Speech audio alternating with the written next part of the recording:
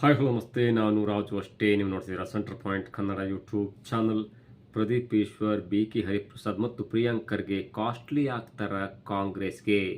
ಏನಿದು ಹೊಸ ಅಪ್ಡೇಟ್, ಏನಿದು ಹೊಸ ಲೆಕ್ಕಾಚಾರ, ಇವೆಲ್ಲವನ್ನು ನೋಡೋಣದಕ್ಕಿಂತ ಮೊದಲು ಇಲ್ಲಿ ತನಕ ನಮ್ಮ ಚಾನಲ್ನ ಸಬ್ಸ್ಕ್ರೈಬ್ ಮಾಡಿಲ್ಲ ಅಂದರೆ ಈಗಲೇ ಸಬ್ಸ್ಕ್ರೈಬ್ ಮಾಡಿ, ಜೊತೆಗೆ ಕಾಮೆಂಟ್ಗಳ ಮುಖಾಂತರ ತಮ್ಮ ಅಭಿಪ್ರಾಯವನ್ನು ತಿಳಿಸಬಹುದು. ಎಸ್ ವೀಕ್ಷಕರೇ, ನಿನ್ನೆ ನಡೆದಂಥ ಗಲಾಟೆ ಇದೆಯಲ್ಲ, ಅದು ಪ್ರದೀಪ್ ಈಶ್ವರ್ ಅವರ ಮೇಲೆ ಚಪ್ಪಲ್ಲಿ ಎಸೆದಂಥ ಪ್ರಕರಣ ಇದೆಯಲ್ಲ, ಆ ಪ್ರಕರಣ ಯಾಕಾಯಿತು, ಅದರ ಹಿನ್ನೆಲೆ ಏನು, ಇವೆಲ್ಲವೂ ಕೂಡ ಇದೀಗ ಚರ್ಚೆ ಆಗ್ತಾ ಇರೋದರ ಬೆನ್ನಲ್ಲೇ ಒಂದು ಹಂತಕ್ಕೆ ಒಂದು ಗೆರೆಯನ್ನು ದಾಟಿ ಬಿಟ್ರ ಪ್ರದೀಪ್ ಈಶ್ವರ್ ಅವರು ಎನ್ನುವಂಥ ಮಾತು ಇದೀಗ ಅತ್ಯಂತ ಜಾಸ್ತಿ ಸಾಮಾಜಿಕ ಜಾಲತಾಣದಲ್ಲಿ ಚರ್ಚೆ ಆಗ್ತಾ ಇರುವಂಥ ವಿಷಯ. ನಿನ್ನೆ ಚಿಕ್ಕಬಳ್ಳಾಪುರದ ಕನ್ನಡ ಭವನದಲ್ಲಿ ನಡೆದಂಥ ಒಂದು ಸಮಾರಂಭ, ಅಂದರೆ ಕೆಂಪೇಗೌಡ ಜಯಂತಿಯಂದು ಆದಂಥ ಒಂದು ಸಮಾರಂಭದಲ್ಲಿ JDS ಮತ್ತು BJP ಕಾರ್ಯಕರ್ತರು ಪದೇ ಪದೇ ಭಾಷಣ ಮಾಡುವಾಗ ಪ್ರದೀಪ್ ಈಶ್ವರ್ ಅವರು ಕೆಳಗಿಳಿದು ಬರಬೇಕು ಮತ್ತು ಕುಮಾರಸ್ವಾಮಿ ಅವರ ಬಗ್ಗೆ ಆಡಿದಂಥ ಮಾತನ್ನು ಕ್ಷಮೆ ಕೇಳಬೇಕೆನ್ನುವಂಥ ಒತ್ತಾಯ ಮಾಡಿ ಸ್ವಲ್ಪ ಮಟ್ಟಿಗೆ ಎಲ್ಲೇ ಮೀರಿದಂಥ ಒಂದು ಪ್ರಸಂಗ ನಡೆದಾಗ ಅದರ ಮರುಕ್ಷಣವೇ ರಾಜಾರೋಷವಾಗಿ ಬಂದು ಒಂಥರ MLA ಒಂದು MLA ತನವನ್ನು ಬಿಟ್ಟು ತೊಡೆ ತಟ್ಟಿ ಬೇರೆ ಬೇರೆ ರೀತಿಯಲ್ಲಿ ಹಾವಭಾವ ಮಾಡಿದ ನಂತರ ಅಲ್ಲಿ ನಡೆದಂಥ ಚಪ್ಪಲ್ಲಿ ಎಸೆಯುವಂಥ ಒಂದು ಪ್ರಸಂಗ ಆಯ್ತಲ್ಲ, ಅದು ನಿಜಕ್ಕೂ ಕೂಡ ಕೆಟ್ಟದ್ದು ಮತ್ತು ಕಾನೂನು ಬಾಹಿರ.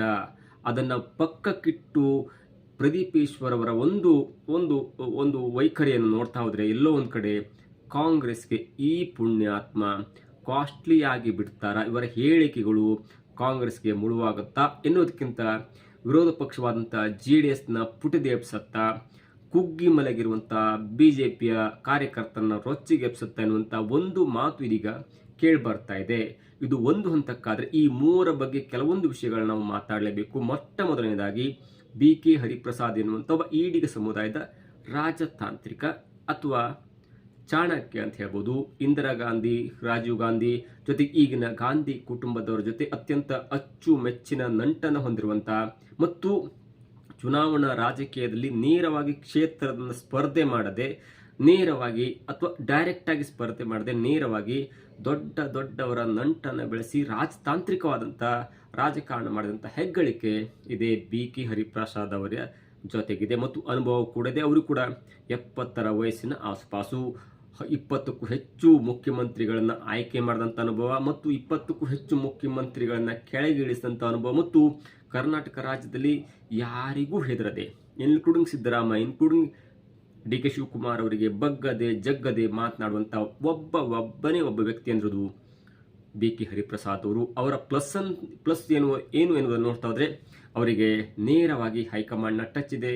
ಎಲ್ಲ ಕೋರ್ ಕಮಿಟಿಯಲ್ಲೂ ಕೂಡ ಅವರು ಮೆಂಬರ್ ಆಗಿದ್ದಾರೆ, ಚುನಾವಣಾ ಸಮಿತಿಯಲ್ಲಿದ್ದಾರೆ ಮತ್ತು ದೊಡ್ಡ ಒಂದು ಸಮಿತಿ, ಕಾಂಗ್ರೆಸ್ ಸಮಿತಿಯಲ್ಲಿ ಅವರು ಮೆಂಬರ್ ಕೂಡ ಆಗಿದ್ದಾರೆ ಮತ್ತು ರಾಹುಲ್ ಗಾಂಧಿ, ಸೋನಿಯಾ ಗಾಂಧಿ ಮತ್ತು ಪ್ರಿಯಾಂಕಾ ಗಾಂಧಿ ಅವರಿಗೆ ಒಂದು ಲೆಕ್ಕದಲ್ಲಿ ಅವರ ಸಲಹೆ ಚಾಣಕ್ಯನ ಸಲಹೆ ಅಂತ ಕೂಡ ಪರಿಗಣನೆಗೆ ತೆಗೆದುಕೊಳ್ತಾರೆ. ಮತ್ತು BK ಹರಿಪ್ರಸಾದ್ ಹೇಳಿದಂಥ ಮಾತನ್ನ ಗಾಂಧಿ ಕುಟುಂಬ ಚಾಚು ತಪ್ಪದೆ ಪರಿಪಾಲನೆಯನ್ನು ಮಾಡುತ್ತೆ.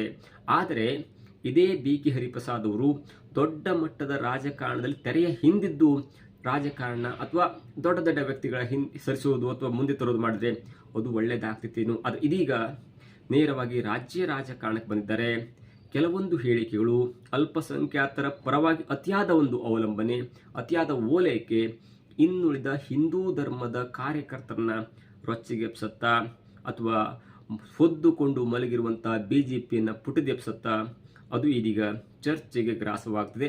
ಕೆಲವೊಂದು 3-4 ಹೇಳಿಕೆಗಳು ರಾಮ ಮಂದಿರದ ಒಂದು ಕಳ್ಳತನ ಅಥವಾ ಗಜನಿಗೋರಿ ಭಾರತ ಮೇಲೆ ದಾಳಿ ಮಾಡೋದಕ್ಕೂ ಎರಡಕ್ಕೂ ಕೂಡ ಹೋಲಿಕೆ ಮಾಡಿ ಇದೀಗ ಹಿಂದೂ ಕಾರ್ಯಕರ್ತರನ್ನ ಮತ್ತೆ ರೊಚ್ಚಿಗೆಬ್ಸಿದ್ದಾರೆ. ಅನೇಕ ಅವರ ಹೇಳಿಕೆಗಳು ಸ್ವಲ್ಪ ಮಟ್ಟಿಗೆ ಹಿಂದೂ ಕಾರ್ಯಕರ್ತರನ್ನ ಮತ್ತೆ ರೊಚ್ಚಿಗೆ ಎಬ್ಬಿಸಿ ಕಾಂಗ್ರೆಸ್ಗೆ ಮುಳುವಾಗುತ್ತಾ ಕಾದು ನೋಡಬೇಕು.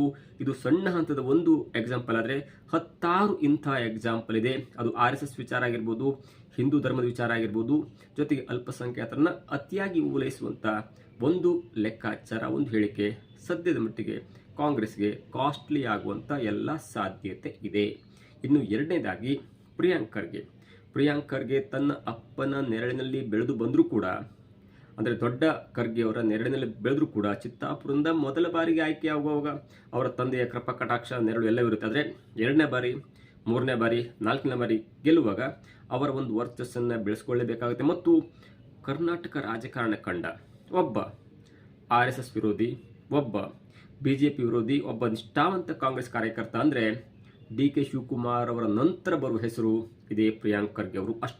ಅಷ್ಟರ ಮಟ್ಟಿಗೆ ಯಾರ ಮುಲಾಜಿಗೂ ಬೀಳದಂತೆ ತನ್ನ ಕಾರ್ಯವನ್ನು ಚಾಚು ತಪ್ಪದೆ ಮಾಡ್ತಾರೆ. ಮತ್ತು ನೇರವಾಗಿ ಏಕ್ ಮಾರ್ ದೋತು ಕೂಡ, ನೀವು ಯಾರ ಏನೇ ಹೇಳಿದ್ರು ಕೂಡ ನಾನು ಇದನ್ನೇ ಮಾಡೇ ಮಾಡ್ತೇನೆ.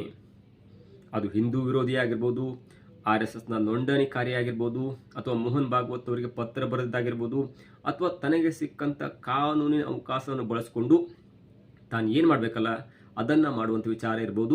ಬೇರೆ ಬೇರೆ ಪ್ರಸಂಗ, ಅವರ ಕಲಬುರಗಿ ಜಿಲ್ಲೆ ಎಷ್ಟು ಹಿಂದುಳಿದಿದೆ, ಅವರ ಚಿತ್ತಾಪುರ ಕ್ಷೇತ್ರ ಎಷ್ಟು ಹಿಂದುಳಿದಿದೆ, ಅದು ರಾಜಕಾರಣದ ಚರ್ಚೆಗೆ ಆಹ್ವಾನವಾಗಿರುವಂಥ ಒಂದು ಸಬ್ಜೆಕ್ಟ್. ಆದರೆ ಕೋರ್ ಆಗಿ, ಸಬ್ಜೆಕ್ಟ್ ಓರಿಯೆಂಟೆಡ್ ಆಗಿ, ಕಾಂಗ್ರೆಸ್ ಸಿದ್ಧಾಂತವನ್ನು ಬೆಂಬಲಿಸುವ, ಕಾಂಗ್ರೆಸ್ ಸಿದ್ಧಾಂತ ಪರವಾಗಿ ಮಾತನಾಡ್ತಾ ಒಂದು ಹಂತಕ್ಕೆ ಅಭಿವೃದ್ಧಿಯ ಕಡೆ ಮಾತನಾಡದೆ ಕೇವಲ ಸಿದ್ಧಾಂತದ ಮಾತನಾಡುವಂಥ ಪ್ರಿಯಾಂಕ್ ಖರ್ಗೆ ಅವರು ಮುಂದಿನ ದಿನಗಳಲ್ಲಿ ಕಾಂಗ್ರೆಸ್ಗೆ ಮುಳ್ಳಾದರೂ ಕೂಡ ಅತಿಶಯೋಕ್ತಿ ಅಲ್ಲ. ಈ ಹಿಂದೆ 2013ರಿಂದ ಕೊನೆಯಲ್ಲಿ 2016ರಲ್ಲಿ ಲಿಂಗಾಯತ ಧರ್ಮವನ್ನು ಹಿಂದೂ ಧರ್ಮದಿಂದ ಬೇರ್ಪಡೆ ಮಾಡಬೇಕು ಎನ್ನುವಂಥ, ಲಿಂಗಾಯತ ಧರ್ಮವನ್ನು ಬೇರ್ಪಡೆ ಮಾಡಬೇಕೆನ್ನುವಂಥ ಕಾಂಗ್ರೆಸ್ನ ಒಂದು ತಂತ್ರ, ಅದಕ್ಕೆ ಮುನ್ನಡೆ ಬರೆದಂಥ, ಹೋರಾಟಕ್ಕೆ ಕೈ ಜೋಡಿಸಿದಂಥ ಕಾಂಗ್ರೆಸ್ನ ಅನೇಕ ಸಚಿವರು ಇಂಕ್ಲೂಡಿಂಗ್ MB ಪಾಟೀಲ್ ಕೊನೆಗೆ ಕಾಂಗ್ರೆಸ್ಗೆ ಅವರೇ ಸೋಲಿಗೆ ಕಾರಣವಾದರು.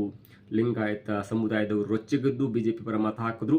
ಇವೆಲ್ಲವೂ ಸಹಜ. 2018ರಲ್ಲಿ ಕಾಂಗ್ರೆಸ್ ಮತ್ತೆ ಅಧಿಕಾರಕ್ಕೆ ಬರಲಿಲ್ಲ ಅಂದರೆ ಲಿಂಗಾಯತ ಧರ್ಮವನ್ನು ಹಿಂದೂ ಧರ್ಮದಿಂದ ಬೇರ್ಪಡೆ ಮಾಡಲಿಕ್ಕೆ ಮಾಡಿದ ತಂತ್ರ ಅದು ಕೊನೆಗೆ ಕುತಂತ್ರವಾಗಿ ಪರಿಣಮಿಸಿದ್ದು ಕೂಡ ನಾವು ಗಮನಿಸಲೇಬೇಕು. ಹೀಗಾಗಿ ಒಂದು ಹಂತಕ್ಕೆ ಅತಿಯಾದ RSS ವಿರೋಧಿ ಅನ್ನುವಂಥ ಮಾತು ಕೊನೆಯಲ್ಲಿ ಹಿಂದೂ ಧರ್ಮದವರನ್ನು, ಹಿಂದೂ ಆಚರಣೆ ಪರವಾಗಿರುವವರನ್ನ ರೊಚ್ಚಿಗೆಬ್ಬಿಸಿ ಅದು ಕಾಂಗ್ರೆಸ್ಗೆ ವಿರೋಧವಾಗಿ ಮತವಾಗಿ ಕನ್ವರ್ಟ್ ಆದರೂ ಕೂಡ ಆಗಬಹುದು.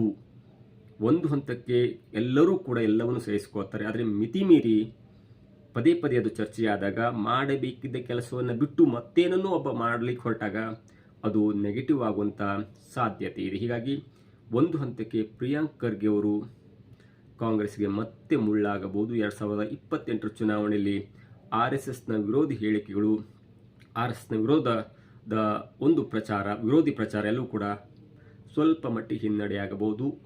ಒಂದು ಹಂತಕ್ಕೆ RSS ವಿಚಾರ ಬಿಟ್ಟು ಅಭಿವೃದ್ಧಿ ಕಡೆ ಮಾತನಾಡಿದರೆ ಎಸ್ ಅಫ್ಕೋರ್ಸ್ ಪ್ರಿಯಾಂಕ್ ಖರ್ಗೆ ಅವರು ಸಿದ್ಧಾಂತ ಪರವಾಗಿ ಅಥವಾ ಭ್ರಷ್ಟಾಚಾರದ ವಿರುದ್ಧವಾಗಿ ಮಾತನಾಡುವಂಥ ಒಬ್ಬ ನಿಷ್ಠಾವಂತ ಕಾಂಗ್ರೆಸ್ ಕಾರ್ಯಕರ್ತ, ಅದರಲ್ಲಿ ಎರಡು ಮಾತಿಲ್ಲ. ಮೂರನೇದಾಗಿ ಪ್ರದೀಪ್ ಈಶ್ವರ್ ಅವರ ಬಗ್ಗೆ ಕುಮಾರಸ್ವಾಮಿ ಅವರು 80 ವಾಚನ್ನು ಕಟ್ಟಿದ್ದಾರೆ. ನೋಡಿದವರು ಯಾರು ನೋಡಿ, ಹೀಗೆ ಹೇಳ್ಬೋದಿತ್ತು. ಕುಮಾರಸ್ವಾಮಿ ಅವರ ಹತ್ರ 100 ವಾಚಿತ ಅವುಗಳ ಒಂದು ಬೆಲೆಯನ್ನು ಗಮನಿಸ್ತಾ ಹೋದರೆ 100 ಕೋಟಿ ಆಗತ್ತಂದ್ರೂ ಕೂಡ ಒಬ್ಬರು ನಂಬ್ತಿದ್ರೇನು. ಆದರೆ ಅವ್ರು ಹೇಳಿದಂಥ ಮಾತು, ನಾನು ನೋಡಿದ್ದೇನೆ, 80 ವಾಚನ್ನು ಕಟ್ಟಿದ್ದಾರೆ, ಒಂದೊಂದು ವಾಚಿನ ಬೆಲೆ 5 ರಿಂದ 10 ಲಕ್ಷ ಇದೆ. ಹೀಗಾಗಿ ಅವರ ಟೋಟಲ್ ವಾಚಿನ ಬೆಲೆ 17 ಕೋಟಿ 20 ಕೋಟಿ ಅಂತ ಹೇಳಿದ್ದಾರೆ. ಇವರು MLA ಕೆಲಸವನ್ನು ಬಿಟ್ಟು ಕುಮಾರಸ್ವಾಮಿ ಅವರು ಯಾವ ದಿನ ಯಾವ ವಾಚ್ ಹಾಕ್ತಾರಂತ ನೋಡ್ಕೊಂಡು ಕೂತ್ಕೊಂಡ್ರ ಗೊತ್ತಿಲ್ಲ. MLA ಆದವರು ಹೀಗೆ ಮಾತನಾಡಲೇಬಾರ್ದು ಎನ್ನುವಂಥ ಮಾತಿಲ್ಲ, ರೂಲ್ಸ್ ಇಲ್ಲ. ಆದರೆ ಕೆಲವೊಂದು ಹಂತದಲ್ಲಿ ಕೆಲವೊಬ್ಬ ವ್ಯಕ್ತಿಗೆ ನೋಡಿ, DK ಶಿವಕುಮಾರ್, ಕುಮಾರಸ್ವಾಮಿ, ದೇವೇಗೌಡರು, ಸಿದ್ದರಾಮಯ್ಯ, ಯಡಿಯೂರಪ್ಪ, ದೊಡ್ಡ ವ್ಯಕ್ತಿಗಳು ಕೆಲವೊಂದು ವಿಷಯದಲ್ಲಿ ಎಲ್ಲರೂ ಕೂಡ ಅಸಮಾಧಾನ ಇತ್ತಂದರೆ ಪಕ್ಷ ಅಂತ ಬಂದಾಗ ಅಥವಾ ಮಾಸ್ ಲೀಡರ್ ಅಂತ ಬಂದಾಗ ಅಂದರೆ ದೇವೇಗೌಡರಾಗಲಿ, DK ಶಿವಕುಮಾರ್ ಆಗಲಿ, ಯಡಿಯೂರಪ್ಪ ಆಗಲಿ, ಸಿದ್ದರಾಮಯ್ಯನವ್ರಾಗಲಿ ಅವರಲ್ಲಿ ಕಷ್ಟಪಟ್ಟು ಪಕ್ಷವನ್ನು ಬೆಳೆಸಿದಂಥವ್ರು, ಕಷ್ಟಪಟ್ಟು ತಮ್ಮ ಸಮುದಾಯದ ಅಂದರೆ ತಮಗೆ ಅಭಿಮಾನಿಗಳನ್ನ ಕಟ್ಕೊಂಡಂಥವ್ರು, ಕಷ್ಟಪಟ್ಟು ರಾಜ್ಯವನ್ನು ಕಟ್ಟಿದಂಥವ್ರು, ಅವರಿಗೆ ನೀವು ಏಕವಚನದಲ್ಲಿ ಬಾರೋ ಕುಮಾರಣ್ಣ ಅಂತ ಏಕವಚನ ಆಗಲಿ, ಯತ್ನಾಳ್ ಎನ್ನುವಂಥ ವ್ಯಕ್ತಿಗೆ ಅವನೊಬ್ಬ ಬೆರಕೆ ಮನಸ್ಸೆ ಅನ್ನೋದಾಗಲಿ, ಹೀಗೆ ದೊಡ್ಡ ವ್ಯಕ್ತಿಗಳ ಬಗ್ಗೆ ನೀವು ಪಕ್ಷವನ್ನು ಓಲೈಸುವಂಥ ಸಲುವಾಗಿ ಪಕ್ಷದಲ್ಲಿ ಎಷ್ಟೇ ಭ್ರಷ್ಟಾಚಾರ ಇದ್ದರೂ ಅದನ್ನು ಕಡೆಗಣಿಸಿ ವಿರೋಧ ಪಕ್ಷದವ್ರು ಮಾತ್ರ ಕೆಟ್ಟವರು, ಅವರು ಮಾತ್ರ ಭ್ರಷ್ಟರು, ಅವರು ಮಾತ್ರ ಏಕವಚನದಲ್ಲಿ ಮಾತಾಡ್ಬೋದೇನುವಂಥ ನಿಮ್ಮ ಹೇಳಿಕೆ ಕಾಂಗ್ರೆಸ್ಗೆ ಮುಳ್ಳಾಗದೆ ಇರಲಿಕ್ಕೆ ಸಾಧ್ಯವಿಲ್ಲ. ಒಂದು ಹಂತಕ್ಕೆ BJP ಮಲಗಿತ್ತು, ಸದ್ಯಕ್ಕೆ ಹೇಳಬಹುದು ಅಡ್ಡ ಮತದಾನದಿಂದ ಮತ್ತೊಂದು ಸ್ವಲ್ಪ ದಿನ ಮಲಗಿರ್ತಾರೆ. ಆದರೆ JDS ಈಗ ಬಿಡದಿಯ ಹೋರಾಟದಲ್ಲಿ ಸರಿಯೋ ತಪ್ಪು ರೊಚ್ಚಿಗೆದ್ದಿದೆ. ಅಂಥ ರೊಚ್ಚಿಗೆದ್ದವ್ರನ್ನ ಮತ್ತೆ ನೀವು ರೊಚ್ಚಿಗೆಬ್ಸೋದಿದೆಯಲ್ಲ, ಅದು ಒಂದು ಹಂತಕ್ಕೆ ಕಾಂಗ್ರೆಸ್ ಮಾಡ್ತಾ ಇರುವಂಥ ತಪ್ಪ ಅಥವಾ ಕಾಂಗ್ರೆಸ್ನ ಪ್ರದೀಪ್ ಈಶ್ವರ್ ಅವರು ಕಾಂಗ್ರೆಸ್ಗೆ ಮಾರಕವಾಗುವಂಥ ಕೆಲಸವ ಗೊತ್ತಿಲ್ಲ, ಕಾದು ನೋಡಬೇಕು. ಆದರೆ ಸದ್ಯದ ಮಟ್ಟಿಗೆ ಬಿ ಕೆ ಹರಿಪ್ರಸಾದ್ ಅಲ್ಪಸಂಖ್ಯಾತರ ಪರವಾಗಿ ಪ್ರಿಯಾಂಕ್ ಖರ್ಗೆ RSS ವಿರೋಧವಾಗಿ, ಜೊತೆಗೆ ಇದೇ ಪ್ರದೀಪ್ ಈಶ್ವರ್ ಅವರು ನಾಲಿಗೆಯನ್ನು ಸ್ವಲ್ಪ ಉದ್ದಕ್ಕೆ ಬಿಟ್ಟು ಎಲ್ಲರನ್ನೂ ಏಕವಚನ, ಎಲ್ಲರಿಗೂ ಕೂಡ ಹೀಯಾಳಿಸುವುದು, ಎಲ್ಲರನ್ನ ಮೂದಲಿಸುವುದು, ಇವೆಲ್ಲವೂ ಕೂಡ ಮುಂದಿನ ದಿನಗಳಲ್ಲಿ ಕಾಂಗ್ರೆಸ್ಗೆ ಮುಳ್ಳಾದರೆ ಅಚ್ಚರಿ ಇಲ್ಲ. ಇದಾಗಿತ್ತು ಇವತ್ತಿನ ವಿಶೇಷ. ನೋಡ್ತಾ ಇರಿ centre point Kannada YouTube channel.